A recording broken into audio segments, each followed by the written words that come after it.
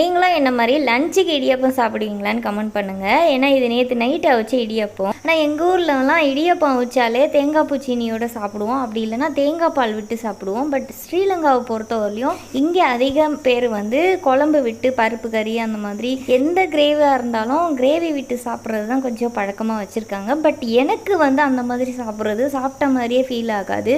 தேங்காய் பூ சீனி போட்டு சாப்பிட்டா தான் எனக்கு சாப்பிட்ட மாதிரி இருக்கும். அதனால் ரொம்ப ரேராக தான் நான் வந்து இடியப்பம் சாப்பிடுவேன், அடிக்கடிலாம் சாப்பிட மாட்டேன். ஆனால் அடிக்கடி எங்கள் வீட்டில் நான் இடியப்பம் செய்வேன், பட் நான் மட்டும் சாப்பிட மாட்டேன். இன்றைக்கி வந்து சரி தேங்காய் பூ சீனியோட சாப்பிட்லான்னு ரொம்ப ஆசையாக இருந்தது. லன்ச்சு டைமில் தான் நான் இதை சாப்பிட்டுட்ருக்கேன். என்னென்ன சமைச்சேன்னு நீங்களே பாருங்கள். நண்டு குழம்பு, கோஸ் பொரியல், அப்புறம் இது வந்து நேற்று வச்ச வெந்தய குழம்பு இருந்துச்சு. ஸோ இவ்வளோ வெரைட்டியும் இருந்தும் எனக்கு வந்து திடீர்னு இடியப்பத்தை பார்த்தோன்னே அது சாப்பிட்ணுன்னு தோணிடுச்சு. என்ன மாதிரி அதை சமைச்சது ஒன்று சாப்பிட்டது ஒன்று நீங்களும் பண்ணியிருக்கீங்களான்னு எனக்கு கமெண்ட் பாக்ஸில் கமெண்ட் போஸ்ட் பண்ணி விடுங்க.